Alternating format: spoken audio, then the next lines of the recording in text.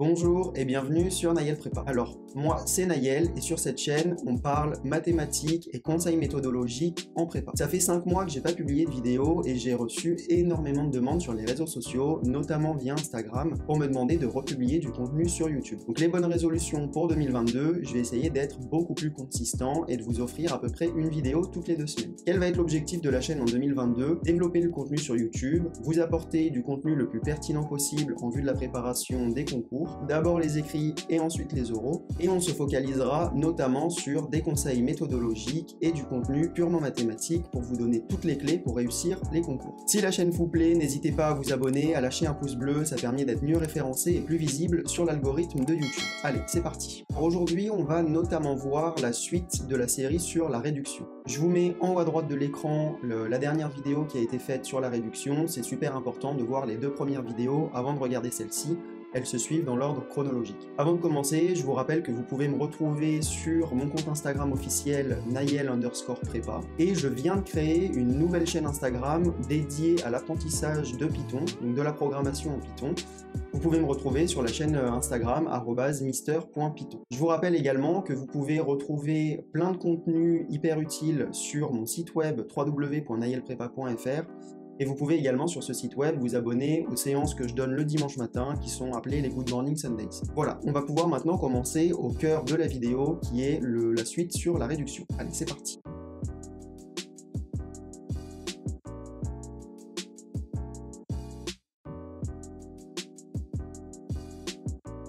Alors, on se retrouve aujourd'hui pour donc, la suite de la série sur la réduction. Donc aujourd'hui, on va notamment voir la partie qui concerne les éléments propres d'un endomorphisme. On va commencer dans un premier temps par donner quelques définitions. Alors, la première chose qu'on va voir, c'est la définition d'une valeur propre et d'un vecteur propre. Donc, si on considère U, on va prendre U, un endomorphisme de l'espace vectoriel E, et lambda, un élément de K. Alors, on va avoir équivalence entre les propriétés suivantes. Premièrement, de dire qu'il existe un vecteur X non nul de E tel que U de X est égal à lambda X. J'insiste vraiment sur la partie non nulle, c'est vraiment hyper important. Deuxièmement, de dire que le noyau de U moins lambda ID n'est pas réduit au singleton 0.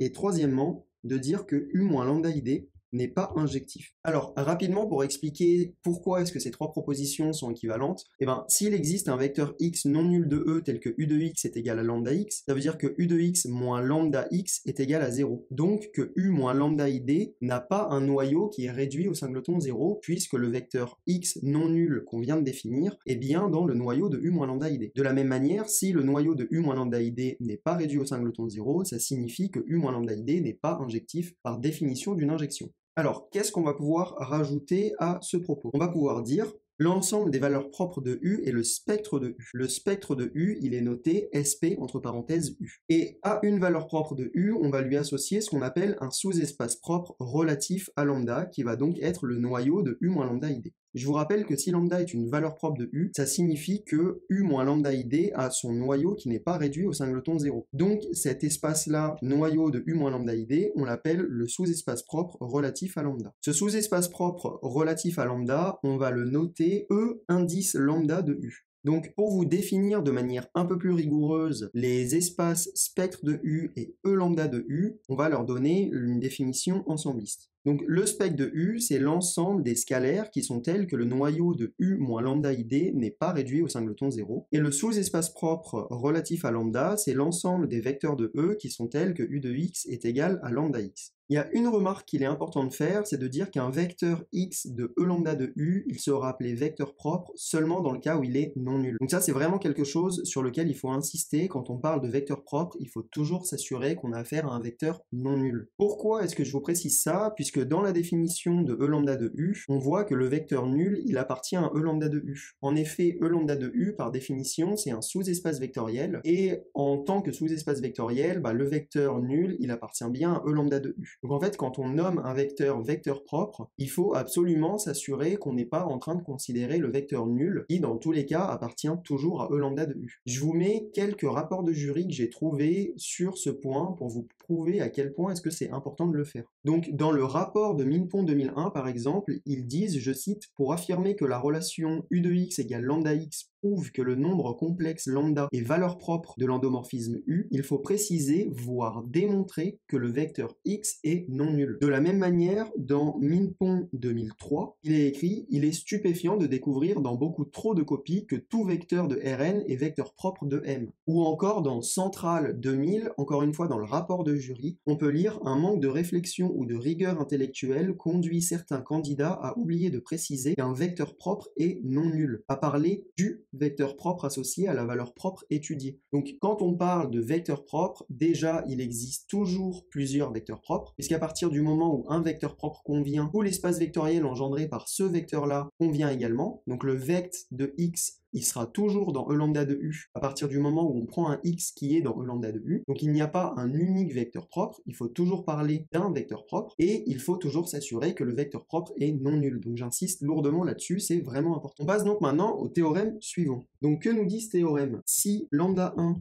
jusqu'à lambda p sont des valeurs propres distinctes 2 à 2 d'un endomorphisme U de E, alors les sous-espaces propres associés, on va noter E lambda 1 jusqu'à E lambda p, sont en somme directe. Donc c'est hyper important de connaître ce résultat. À partir du moment où vous avez des valeurs propres distinctes d'un même endomorphisme, les sous-espaces propres qui leur sont associés sont obligatoirement en somme directe. Ça signifie quoi? Ça signifie en particulier que vous ne pouvez pas avoir de vecteur propre associé à deux valeurs propres distinctes. Un vecteur propre est toujours associé à une unique valeur propre. On va regarder rapidement comment est-ce qu'on démontre ce résultat. Donc on va considérer d'abord le polynôme produit pour i égale 1 à p des x moins lambda i. Alors, comme les lambda i sont distincts 2 à 2, qu'est-ce qu'on a en particulier? On a que tous les polynômes x moins lambda i sont premiers entre eux 2 à 2. Et là, on va pouvoir utiliser donc le théorème de décomposition des noyaux. Je vous rappelle que le théorème de décomposition des noyaux, on l'a déjà montré dans une vidéo précédente. Je vous remets le lien en haut à droite pour ceux qui voudraient revoir cette vidéo. Et donc on en déduit quoi grâce à ce théorème de décomposition des noyaux? On en déduit en particulier que le noyau de PU, il est égal à la somme directe des noyaux des U moins lambda I ID. Pour I qui va de 1 à P évidemment. Et donc ça nous prouve, par définition, on sait que les E lambda I sont égaux au caire de U moins lambda I ID, et donc ça nous prouve bien que tous les E lambda I sont en somme directe. Qu'est-ce qu'on peut déjà aussi en déduire comme corollaire direct de ce théorème? On en déduit que si on a P vecteurs propres qui sont associés à des valeurs propres distinctes, alors ces P vecteurs propres forment une famille libre, puisque en effet, ils appartiennent chacun à des sous-espaces propres, qui sont donc en somme directe. Donc corollaire, soit x1 jusqu'à xp, p vecteurs propres associés à des valeurs propres distinctes, alors la famille x1, xp est une famille libre.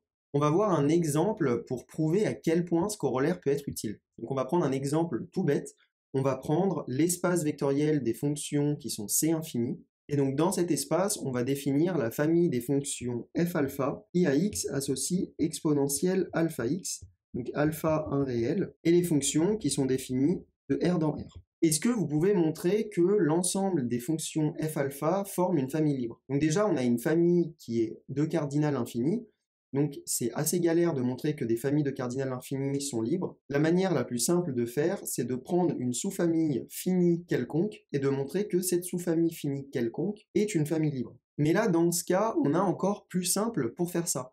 On va pouvoir dire que les fonctions f alpha sont des vecteurs propres d'un opérateur assez facile à identifier. Donc si on prend phi, on va dire que phi c'est l'endomorphisme dérivation. Donc phi c'est l'application qui va de C infini dans C infini et qui à f associe f'.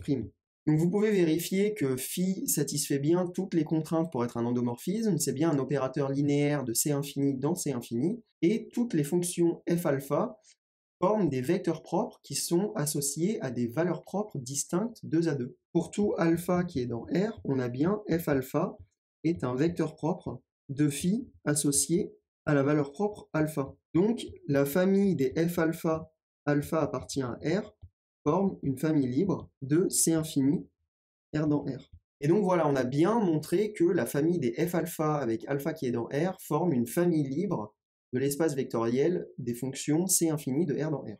On passe donc maintenant au théorème suivant.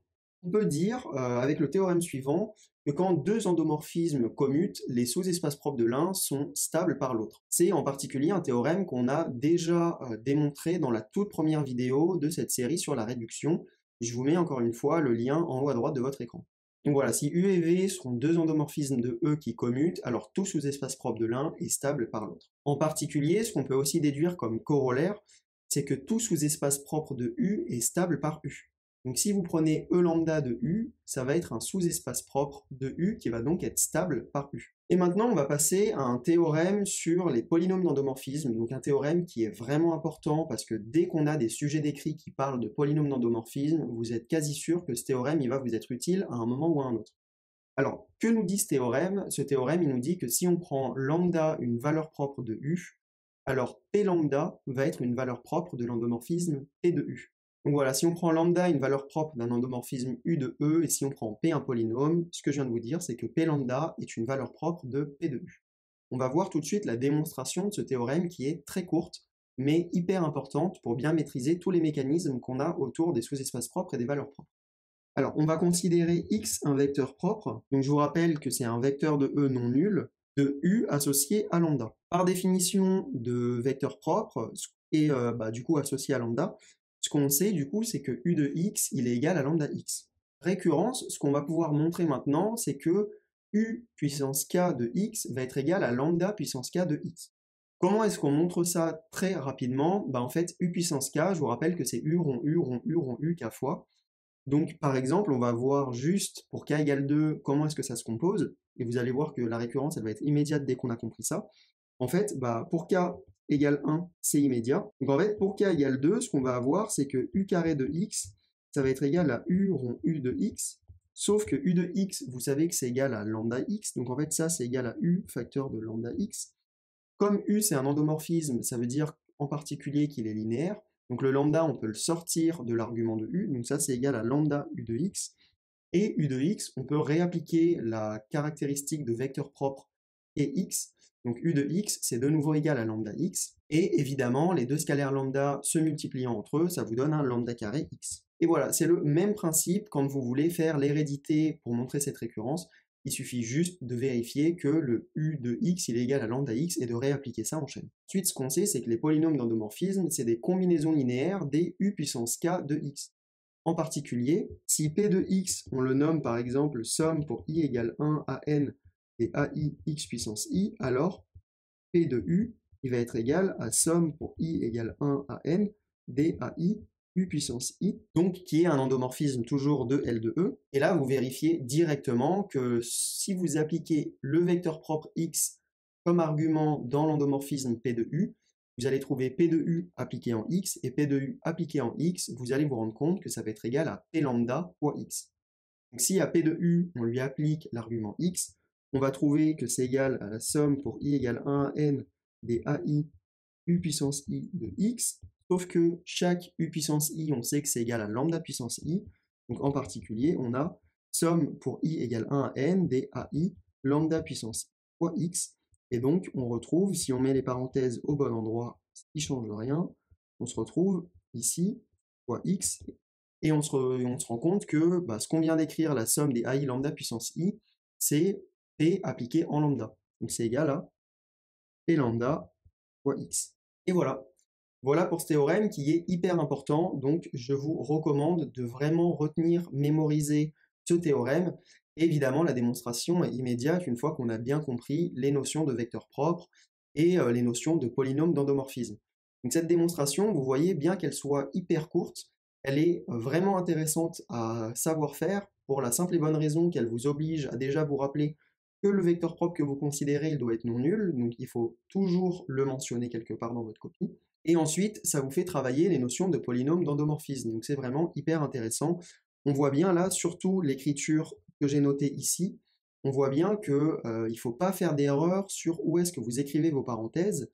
P de U, c'est en fait le polynôme P appliqué à l'endomorphisme U, mais ça reste lui-même un endomorphisme.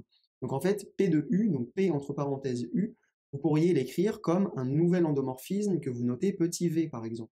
Donc il faut faire attention à ne pas mettre entre parenthèses x à l'intérieur des parenthèses de p par exemple. Il faut vraiment l'écrire avec cette notation-là, et il ne faut pas se tromper là-dessus, parce que vous montreriez à votre examinateur que vous n'avez pas compris la notion de polynôme d'endomorphisme si vous ne l'écrivez pas correctement. Donc qu'est-ce qu'on va avoir maintenant encore comme corollaire qui va être hyper important cette fois encore. On va pouvoir dire que si P est un polynôme annulateur de U, alors les vecteurs propres de U vont être les racines de P. Donc si P est un polynôme annulateur de U, alors les valeurs propres de U sont racines de P.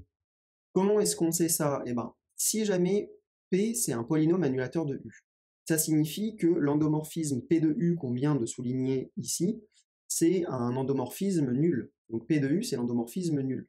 Sauf que votre vecteur X, c'est par définition un vecteur qui, lui, est non nul. Donc vous avez P de U appliqué en X qui, d'après le théorème précédent, est égal à P lambda fois X, avec X qui est non nul. Donc obligatoirement, ça vous impose que P de lambda soit nul. Et donc si P de lambda est nul, ça veut bien dire que lambda est une racine de P. Il faut faire attention, hein, si P est un polynôme annulateur de U, ça ne veut pas dire que toutes les racines de P sont des valeurs propres de U. Ça veut simplement dire que toutes les valeurs propres de U sont racines de P. En fait, si vous prenez un polynôme annulateur de U, vous pouvez le multiplier par des x moins mu, x moins nu, x moins delta, ce que vous voulez. Ça va rester un polynôme annulateur de U. Et les lambda, les mu, les nu, les delta que vous avez rajoutés, elles vont devenir par essence des racines de votre polynôme P, mais en aucun cas elles ne vont devenir par là même des valeurs propres de U. Donc voilà, j'espère que vous avez bien compris cette distinction. Je vous le répète encore une fois, si vous avez P un polynôme annulateur de U, alors les valeurs propres de U sont des racines de P. Mais on ne peut rien dire sur les racines de P a priori, si ce n'est que dans les racines de P, il y a les valeurs propres de U. Maintenant, on va pouvoir avoir un corollaire qui est encore un peu plus fort, qui nous donne des informations et surtout qui nous fait un lien entre les valeurs propres de U et les racines du polynôme minimal. En particulier, ce qu'on vient de voir au corollaire précédent, c'était que les valeurs propres de U étaient racines de tous les polynômes annulateurs. Maintenant, ce qu'on va pouvoir en déduire de manière immédiate, c'est que les valeurs propres de U sont racines du polynôme minimal en dimension finie. J'insiste bien sur le en dimension finie, puisque je vous rappelle que dans la vidéo précédente sur la réduction, on avait vu l'existence du polynôme minimal n'était assurée qu'en dimension finie.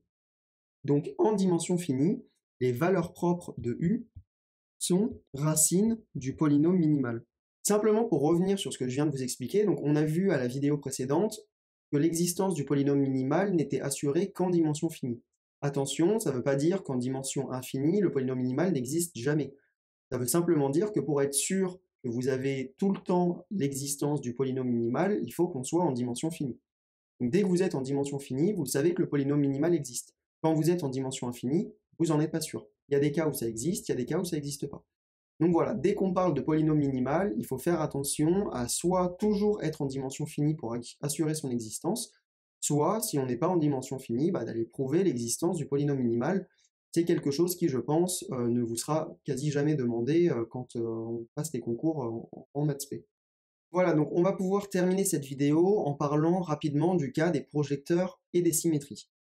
Donc je vous rappelle que normalement en sup, vous avez déjà vu la définition des projecteurs et des symétries. Je vais vous rappeler brièvement la définition.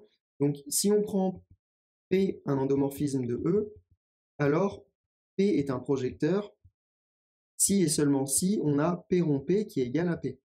De la même manière, on peut aussi définir un projecteur comme étant un endomorphisme P qui vérifie im de P et ker de P sont en somme directe pour reconstituer l'intégralité de l'espace E. Donc voilà, P, un endomorphisme de E, est un projecteur si et seulement si on a deux sous-espaces vectoriels F et G qui sont en somme directe pour reconstituer E, et qui vérifie F est égal à l'image de P et G est égal au noyau de P. Donc on a deux définitions qui sont équivalentes, hein. Je vous ai mis les deux. Évidemment, on peut, à partir d'une de ces deux définitions, démontrer la propriété de la deuxième, et inversement. Donc l'une découle de l'autre, et l'autre découle de l'une. Voilà. Et donc, qu'est-ce qu'on va pouvoir avoir comme théorème sur les projecteurs? Alors si on prend P un endomorphisme de E qui est différent de l'endomorphisme nul et de l'identité, alors on va avoir une nouvelle définition d'un projecteur, et on va pouvoir dire que P est un projecteur si et seulement si le spectre de P est égal au couple 0,1 et les deux sous-espaces propres associés sont en somme directe.